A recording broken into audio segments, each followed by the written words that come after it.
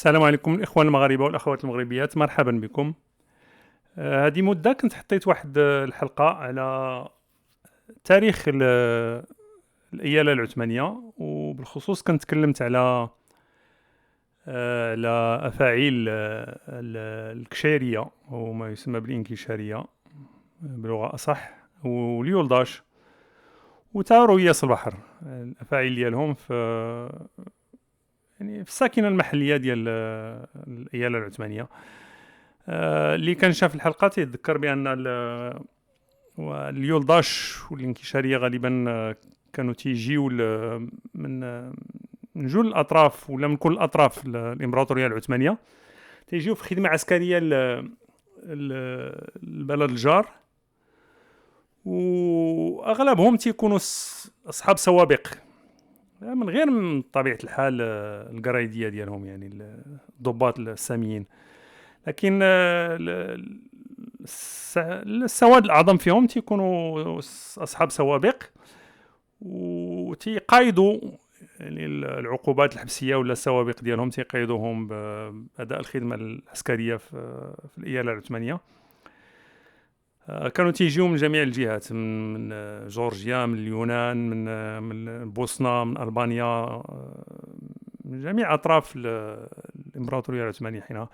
منين تيجيو الأيالة العثمانية إلا تزوجوا محليا باش يولدوا الكراغيلة تيمشيو لهم بزاف ديال الامتيازات، تيبقى لهم الحل الوحيد هو الالتجاء إلى السيدات، وهذا الشيء كنا هضرنا عليه مع مؤسسات المزوار ومؤسسات العالمي اللي هي الكورتيزان اللي كانت ترافق علية القوم. وبالنسبة للسواد الأعظم كاين المومسات، كاين دور الدعارة. كانت واحد الدعارة أخرى متفشية هي الدعارة الذكورية، وكنت تكلمت على كيفاش كانوا الانكشارية تيخطفوا الدراري،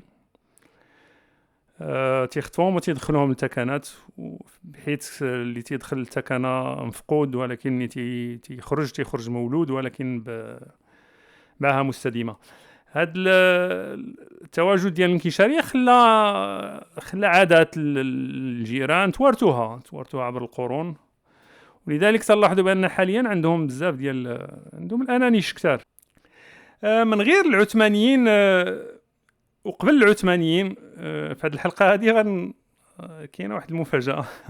يمكن من ابتداء لا يشوف هذه الحلقة هذه، ابتداء من هذه الحلقة هذه غنبداو نطلقوا واحد الاسم شوية سبيسيال على ولاد المقاطعة الفرنسية، نقترح عليكم. ولكن غادي تسمعوا الحلقة، الاسم غيكون بديهي. نبداو ونشوفوا باش يتعلق الأمر.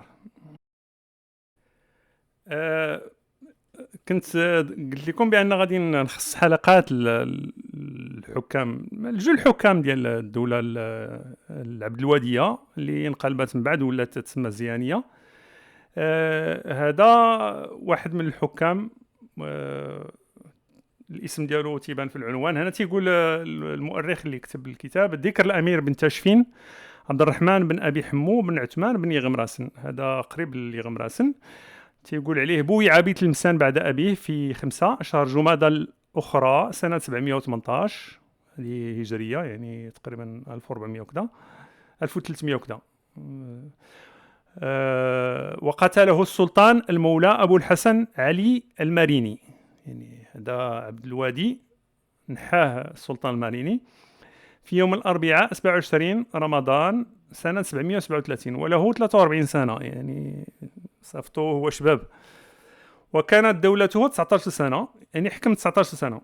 صفته كان أبيض معذرة مشربا بحمرة، يعني بيض وحميمر، ربعة بادن الجسم، غليظ سمين.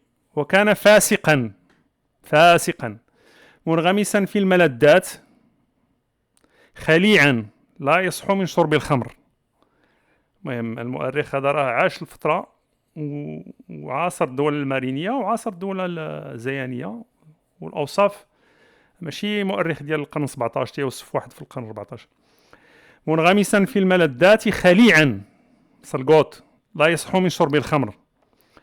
وكان فيه تخنت، كان مخنت، يعني افيميني ولا اندروجين، مكور وتيشبه السيدات، حتى سمي بظاهرة. يعني الناس الناس كانت تسميه ظاهرة.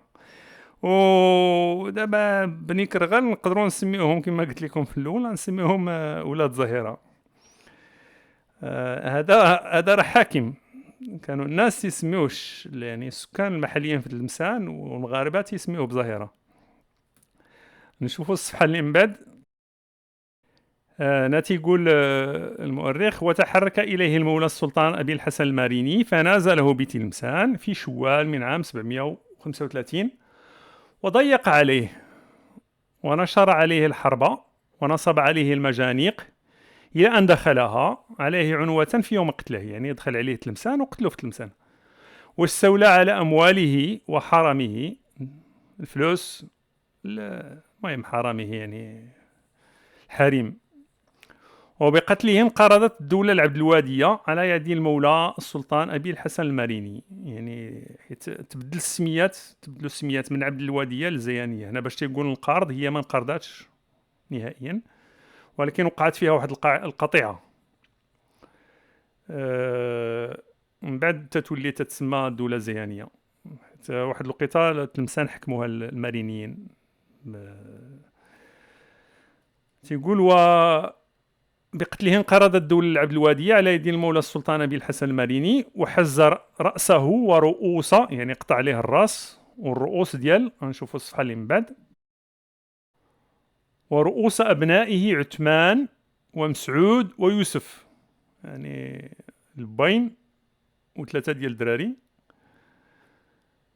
ورأس وزيره موسى بن علي بن حسن الكردي، يعني تا الوزير ديالو هذا مقرب من ذاك مخنة العبد الوادي ظاهرة. وطيف بهم في جميع بلاد المغرب على رماح الماريني.